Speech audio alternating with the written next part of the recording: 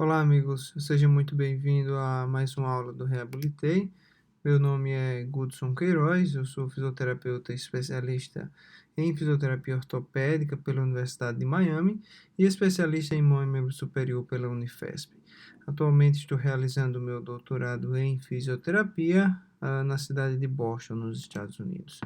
E hoje a nossa conversa vai ser sobre a cinética do movimento humano, bastante relacionada à marcha, à locomoção humana. Nós sabemos que a locomoção humana ela é uma mistura de forças tanto físicas como biológicas que se combinam para alcançar a máxima eficiência a um custo energético mínimo. Então, o nosso corpo é bastante inteligente e ele tenta realizar o movimento bastante eficiente, gastando o mínimo de energia possível. E a cinética é exatamente isso. A cinética é o estudo desses gastos energéticos durante o movimento humano. Todas as características do comportamento muscular, elas são exploradas na locomoção humana.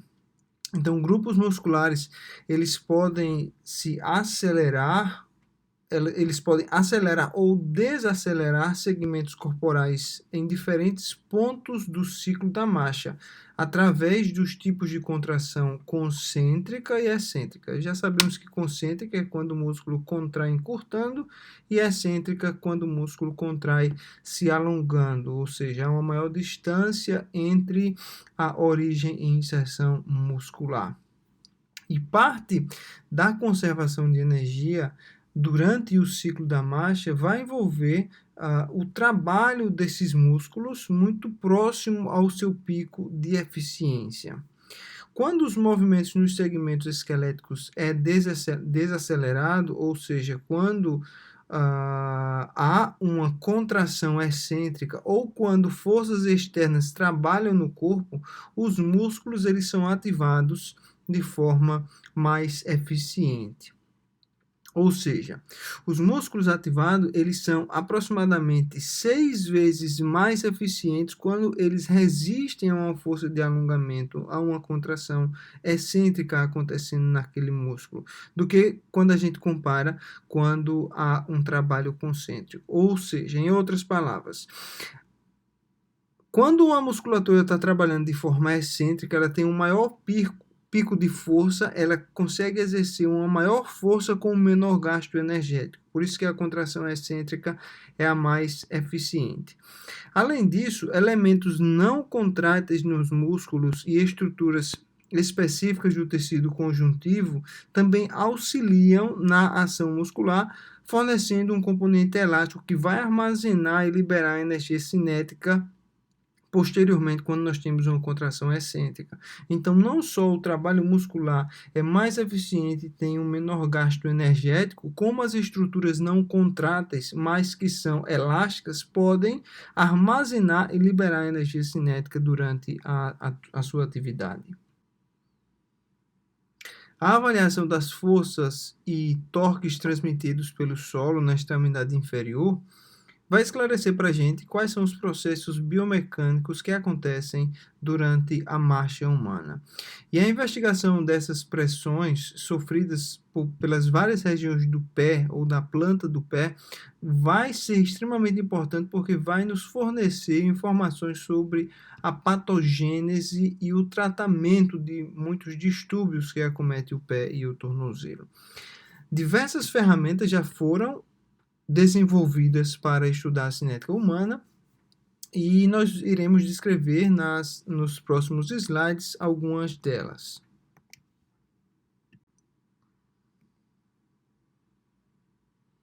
Como que nós medimos a cinética do corpo inteiro e como essa cinética ela está relacionada com a pressão exercida na face plantar durante a marcha?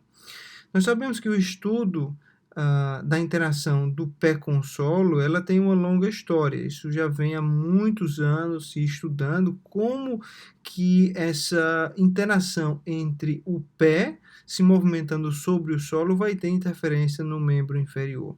Isso se começou utilizando alguns estudos de pisada no solo, alguns estudos de pisada bastante simples, até estudos mais sofisticados, envolvendo o mapeamento em tempo real da pressão plantar sob condições naturais.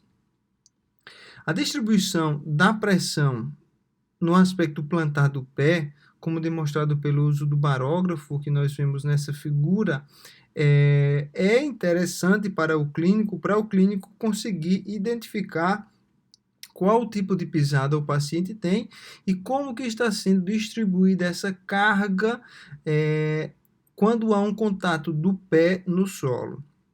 À medida que os pontos eles vão ficando maiores nesse barógrafo e mais densos também, a distribuição da pressão é maior. Então, a gente consegue observar aqui na fase da marcha, começando na figura A, B e C, quando a gente tem um contato inicial do calcanhar no solo, quando a gente vai distribuindo com uma resposta à carga, essa força já é transferida mais para o antepé, e aí no final da marcha a gente vai ver que o grande D do hálux é onde a gente tem uma maior concentração de transferência de força.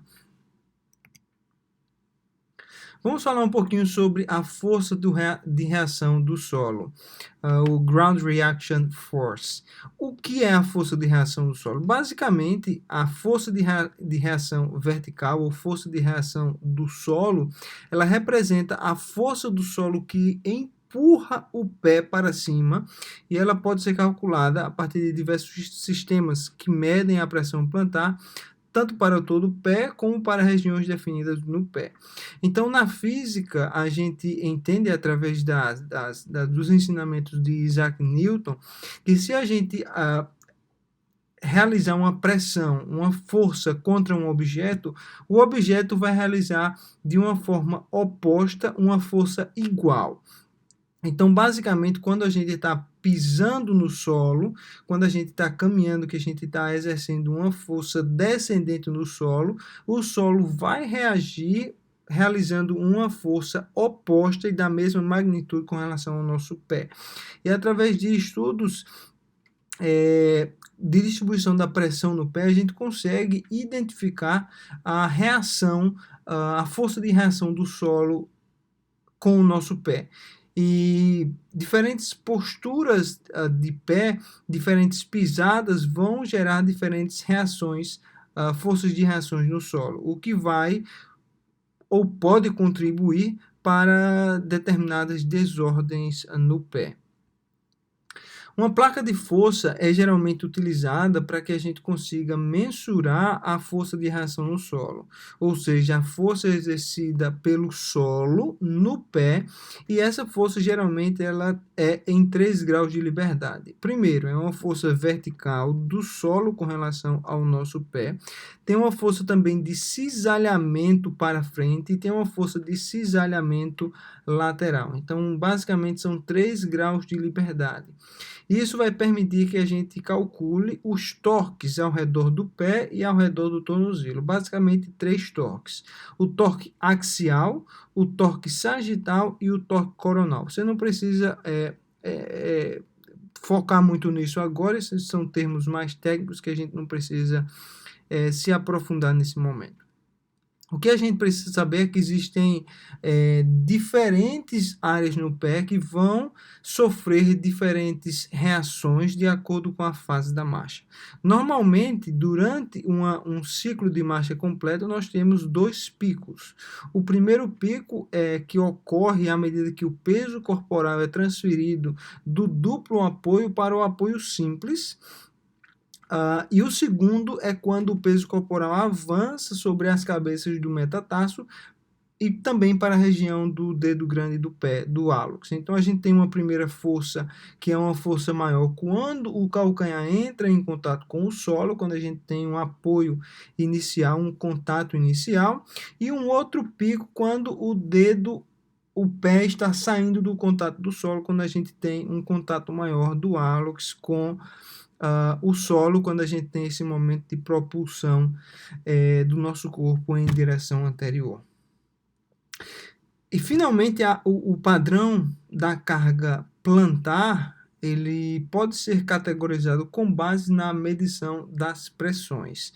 E nós sabemos que a velocidade da marcha, ela vai alterar a maneira em que a gente coloca o peso no pé no solo, ou a maneira em que a carga é distribuída no nosso pé. Nós sabemos que, à medida que a velocidade da caminhada aumenta, a gente vai observar uma maior medialização da pressão do antepé, de tal forma que o pico de pressão sobre a cabeça do primeiro metatarso vai aumentar, e a pressão nas cabeças metatarsais laterais, ela vai se diminuir. Então, quanto maior a velocidade da caminhada, maior pressão nós iremos ter na cabeça do primeiro metatarso, na cabeça do hálux, e menor pressão nas cabeças metatarsais laterais. Então, portanto, a velocidade da caminhada, ela vai afetar a magnitude das pressões plantares. Como a gente observa nessa figura, a gente observa algumas manchas vermelhas que sugerem uma maior pressão na região do calcâneo, na região da cabeça dos metatarsos, migrando para o hálux, migrando para o primeiro metatarso. E a gente vê uma pressão quase que ausente ali no médio pé e uma pressão reduzida na cabeça dos metatarsos mais laterais. Então, novamente, só para enfatizar, à medida que a velocidade da marcha aumenta, o pico de pressão no calcanhar e na cabeça dos metatarsos mediais aumenta, e a pressão na cabeça do quinto metatarso ou dos metatarsos laterais, ela vai se diminuir. E essa medialização da distribuição da carga no pé, ela pode estar relacionada tanto ao aumento da magnitude como ao aumento da velocidade de eversão do retropé. Então, quanto maior a medialização, parece que existe uma relação com o aumento da magnitude da velocidade de eversão do retropé. E também parece que tem uma relação com a força de cisalhamento medial no contato inicial do calcanhar. Então, esses dois fatores podem contribuir para uma transferência de força para a distribuição de medialização de força para a cabeça do metatarso e uma redução da distribuição de carga para os metatarsos mais laterais. Quanto mais lento o indivíduo caminha, menos o centro de gravidade se move e as forças resultantes também são maiores. Por outro lado, quanto maior a velocidade, mais rápida a marcha, maior o movimento do centro de gravidade também, portanto, uma maior força é experimentada nessas regiões. Um outro fator que pode alterar a distribuição das cargas no pé é a utilização ou não de calçados. A gente sabe que quando os calçados são usados, principalmente tênis, essas forças elas são transmitidas através da interface entre a sola do calçado e o solo. Isso pode atenuar os picos rápidos de pressão, principalmente no contato inicial do calcanhar no chão, no solo, e também a distribuição de força no pé. Essa distribuição, quando estamos calçando um tênis ou um sapato, ela tende a ser maior no pé e ela diminui os picos de pressão na região plantar. As pesquisas sobre a pressão plantar durante a marcha mostram-se muito úteis em várias áreas e geralmente são clinicamente bastante relevantes, que faz com que a gente entenda como o pé se comporta no contato com o solo, tanto o pé normal como o pé que apresenta alguma desordem patológica. A gente sabe que indivíduos, por exemplo, com um pé diabético, com um pé neuropático, ou indivíduos que apresentam artrite reumatoide no pé com hálux valgo, eles vão pisar de maneira totalmente diferente de um indivíduo que tem um pé com uma postura normal. Então, a gente vê que pacientes que têm ulceração do pé diabético ou pé neuropático está geralmente correlacionada com um aumento de forças verticais e de forças de cisalhamento, que vai gerar uma maior pressão no pé. O padrão de sustentação de pesos nesses pacientes, eles tendem a mudar da borda medial da distribuição do peso, que seria idealmente transmitida para a borda medial, e ela começa a ser transmitida para a borda lateral do antepé. E a carga exercida pelos dedos também é reduzida. Então, nessa imagem que a gente vê na figura A gente vê um pé normal, a gente vê uma distribuição da força que sai do calcanhar, do calcâneo, ela vai ser transferida para o médio pé, até chegar no hallux, no primeiro dedo. Já na figura B, na figura abaixo, a gente observa um indivíduo com hallux valgo, em que a força é inicialmente transferida do calcanhar para as regiões mais laterais das cabeças do metatarso, e não é transferida para o hallux. Então, há realmente uma alteração da pressão do Ground Reaction Force, que é transmitida durante a caminhada. E isso é importante porque, como esses pacientes eles não transferem o peso para o hallux, eles tendem a desenvolver o que nós chamamos de metatarsalgia de transferência. À medida que a pressão plantar aumenta sobre as cabeças laterais dos metatarsos e diminui, consequentemente, sobre o primeiro dedo do pé, esses pacientes tendem a ter irritação ali próximo da cabeça dos metatarsos, que chamamos de metatarsalgia de transferência. E isso é bastante observado em pacientes que têm artrite reumatoide e que apresenta um hallux valgo.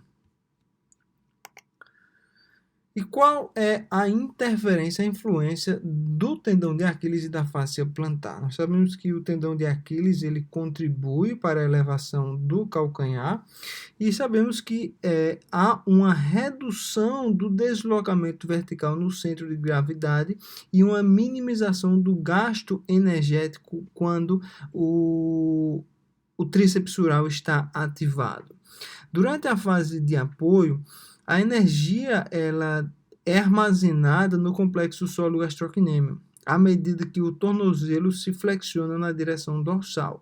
Então, quando a gente está realizando uma flexão dorsal de tornozelo nas primeiras fases da marcha, no contato inicial, essa energia cinética ela está sendo armazenada no complexo sólio-gastrocnêmio. E o tendão de Aquiles, ele é elasticamente estirado, vamos colocar esse termo, e ele retorna à posição original após a elevação do calcanhar, à medida que o tornozelo se move em flexão plantar.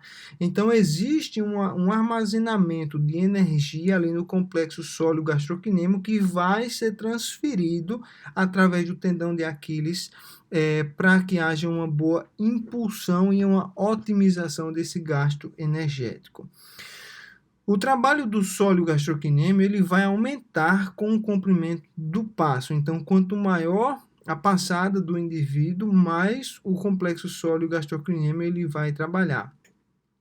E quanto maior a flexão plantar nas fases finais de apoio da marcha, maior vai ser o aumento relativo do comprimento do membro, porque o alcance do membro inferior ele vai ser maior com a flexão plantar do pé.